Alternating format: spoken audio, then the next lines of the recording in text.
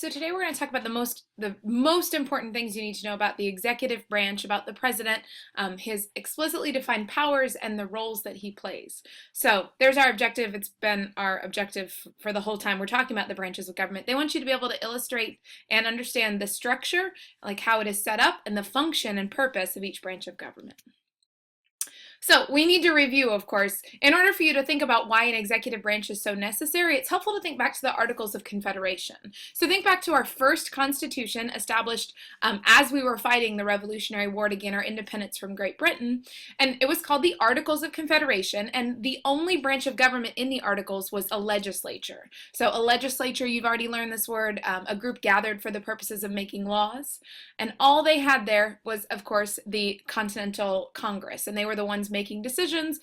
Congress appropriate for that. They were the ones making decisions for the country.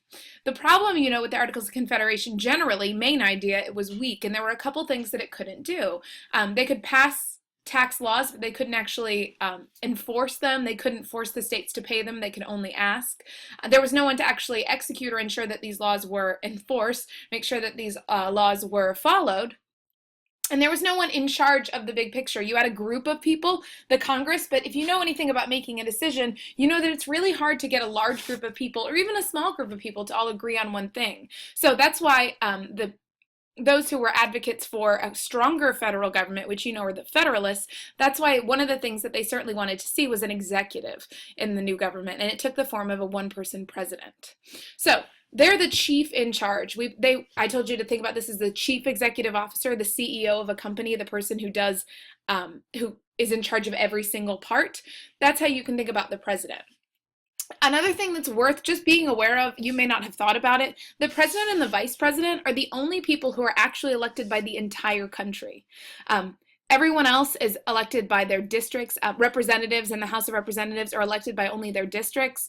Whole states choose their senators, and governors are chosen by the people of each state. But these two people, the president and the vice president, are literally the only elected officials who are chosen by the entire country. That's why they're kind of viewed as the head of the nation or the symbol of the entire nation.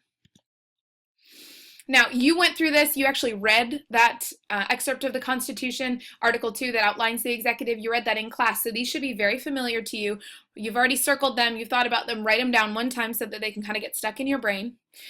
One of the jobs of the president, or the powers that the president has, something he is able to do, is to veto. And I need you to memorize that word. A veto is a reject. When a president rejects or vetoes a bill passed by Congress, it is not able to become law unless Congress can override his veto with a 2/3 vote. Another power is to call Congress into special session when there's a particular thing that the president believes needs to be dealt with. He does have that power to call for special sessions outside of the regular congressional sessions. We're going to talk a little more about number 3 in a few minutes. Making treaties or agreements. An agreement between two countries is generally called a treaty, and that's one of the important jobs of the president. That's a good one to think about. Would you rather have a large group of, say, 435 or 535, if you want to get all of the senators and representatives involved? Would you rather have one person negotiating treaties, or would you rather have huge groups of people trying to negotiate with other huge groups of people?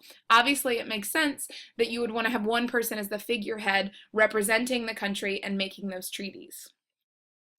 You are very familiar with this one because we just did the judicial branch. They're the ones who name or appoint not only federal judges, but also ambassadors and heads of the executive agencies. So when we talk about the cabinet and the executive branch in a little more detail, we'll get into that. They have a power to pardon or reduce penalties against federal criminals. That was the best way I could think of to put it. People who commit federal crimes. And remember your acronym for federal crimes. Let's see if I can remember it. Ted Cruz kills giants. That'll work. It doesn't sound like a bad thing. Tax evasion, counterfeiting, kidnapping, and gang activity or mob activity. So those are your federal crimes. There's other ones, of course, but those are the ones I wanted you to be aware of. Anyone who's been put in prison or been punished for a federal crime, the president has the power to pardon him or her or reduce her penalty. The last one is the State of the Union Address. If you've ever watched one of these, you know that each year the president gives a speech. They used to be written, but then they became they once again became speeches, and he gives this speech to Congress outlining, you know, what's going on, the state of our union, the state of the union of our states, what's going on, and what his priorities are for the upcoming year, what he hopes to accomplish, what he wants to see done. Because remember, he's the CEO, so imagine the CEO standing up at the Christmas party and saying, this is what we're going to work on in the next year. Now, of course, not everyone agrees with that when you have a situation like the one we're in now, where a Democratic president is facing or attempting to work together with both houses of Congress that are dominated by Republicans. You can imagine that they are not particularly interested in what it is that he wants to see done in the upcoming year. But that is the purpose of the speech. Some checks to be aware of, and these are checks on the president's power, or limits on the president's power.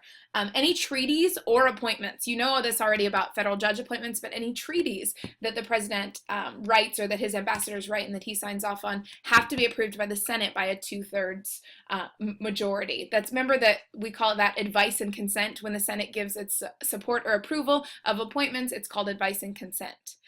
Worth noting, because we're going to talk more about being commander-in-chief, worth noting that only Congress, which is both the Senate and the House of Representatives, can actually declare war. Only Congress has the power to declare war. What the president does is a little different. You're also going to hear that the president often has ideas about laws that he wants to see passed. Think of President Obama and how he felt strongly about the Affordable Care Act. He can't introduce those laws himself. He has to have a congressman or woman who is willing to introduce the bill and bring it up for debate. Now, the first role of the president that I want you to be aware of is the one we've just talked about a lot, the chief executive. And this really comes from a clause in Article 2 that says that the president's duty is to take care that the laws are faithfully executed. And when we say the laws, we're talking about laws passed by Congress are actually executed or take place. This is the role under which he names those people in charge of those agencies. This is also the role under which he issues executive orders. Think about the executive orders that Obama has issued related to gun control. He wants to ensure that certain laws on the books, not others of course, but certain laws are enforced in a way that he sees fit, and he's doing that through executive order, which is a rule or command that has the force of law, and it's also, think about it, going to be faster than passing a law. Here you see an image of the president announcing 3 new members of the executive branch. These are people who are going to head up or be part of executive branch departments, and remember that these are all appointed by the president with the approval of the Senate. Here's a look at the date on this one. I found this because I was looking for an announcement of a new diplomat for the one we're going to talk about next, and you will see that there have been 2 in this announcement. 2 ambassadors were named, one to Uruguay and one to Somalia. But look, also you see the president announcing that he has nominated these people for different positions on boards, and here you see one for the Department of Defense. So that brings us into his second role, which is as chief diplomat. I will be thoroughly impressed if you can identify which world leader this is. Who is it that you see here President Obama meeting with and talking about important foreign policy decisions? That is, of course, Vladimir Putin, the leader of Russia. So what he does as chief diplomat, he's going to lead the foreign policy, and that's why when you see debates, you see that they're often asked about, well, what would you do in this world situation, and what would you do in this world situation? Foreign policy is the policies and the plans that the country has for dealing with other countries, and the president is ultimately going to be at the head of that. He's going to name the ambassadors, the people who go to other countries and live there as the faces of the U.S. government. As role 3 is more of a ceremonial one, but it's still important, the president is essentially the face of the nation, and the president builds goodwill and peace between countries by hosting leaders of other countries, by having them to the White House, meeting with them, and mostly taking pictures with them. Seems to be about all that they do sometimes. He's also going to be the representative of the U.S. at important ceremonies. So there's a ceremony at Arlington Cemetery where you will go when you are in 8th grade, where the president lays a wreath at Arlington Cemetery in honor of all of the fallen veterans.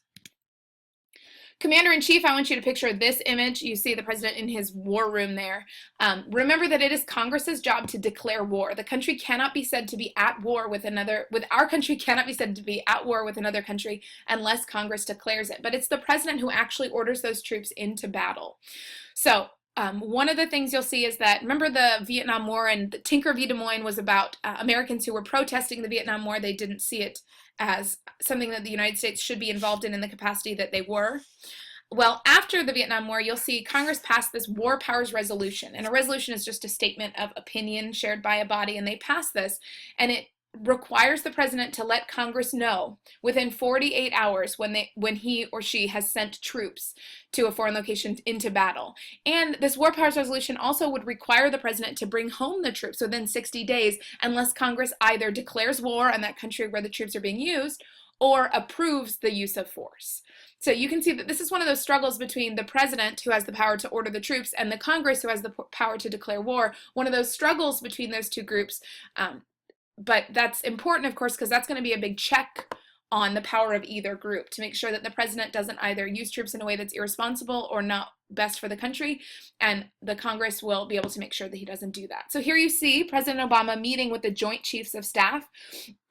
These are the chiefs of the individual branches of the military and a number of other people part of the Department of Defense, and they meet together, of course, to ensure national security, to make sure that we are safe both at home and abroad, and to form strategy for any current conflicts that the U.S. is involved in. These men are all advisors. They don't actually have direct power. The president's power to execute wars goes then to the Secretary of Defense, but these men all serve in an advisory capacity.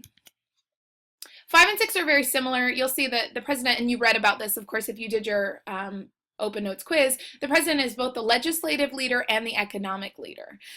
Like I said, he suggests new laws to Congress, just as the president has suggested new gun control laws and suggested and in the past suggested the Affordable Care Act. But important that the president can't show up in Congress and say, here is this law, I want you to debate it, and I want you to vote on it. He has to make sure that he has an actual congressperson, a senator, or a representative who's willing to introduce the bill. Now that's going to be not going to be hard to find, because there's always going to be someone in his party who's there, but that is one check on his power.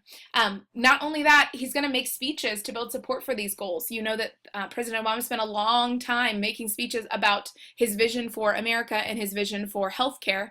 He's also going to meet with key congressional leaders. This man is John Boehner. He used to be the Speaker of the House of Representatives. He was a Republican until he stepped down just this past year. But President Obama and he had a very contentious relationship as they attempt to come to agreements on both legislative and economic issues. His other job is to deal with economic problems. In nearly every election, you'll see that voters will say the economy is one of their big concerns. Not surprisingly, if the country's facing high records of unemployment or people are unhappy about the level of taxation, they will expect the president to deal with that. And another part of the president's role is planning the government's budget, or the federal budget, and what the government will spend its tax revenues on. Here you have the current Speaker of the House, Paul Ryan, and he's holding up a copy of the president's last law that he proposed, which was to allow Syrian refugees to come into the country. And you know that the representatives, I hope you're aware that the Republican representatives have done everything they can to block that, and have passed a number of resolutions that would block bringing in Syrian refugees. The final thing I want you to be aware of, a role of the president, is as party leader. Generally, he's going to be considered the leader of his or her political party. So, of course, Obama is currently the leader of the Democrats. He's going to give speeches to support fellow party members who are running for office. For obvious reasons, he wants to see as many Democrats elected to important positions in, obviously, the House of Representatives and the Senate, but also to see Democrats elected governors so that they will have control over states as well. You can see here, you'll see President Obama, he is campaigning for Terry McAuliffe. He was running for governor of Virginia and was elected. You can see him stumping for, that's what they call it, because this is like a stump. Think of a tree stump. He's stumping for, or speaking on behalf of, another member of his party and trying to get him elected. So those are the most important powers and roles of the president. Make sure that you took some good notes as you went, and I look forward to seeing you in class.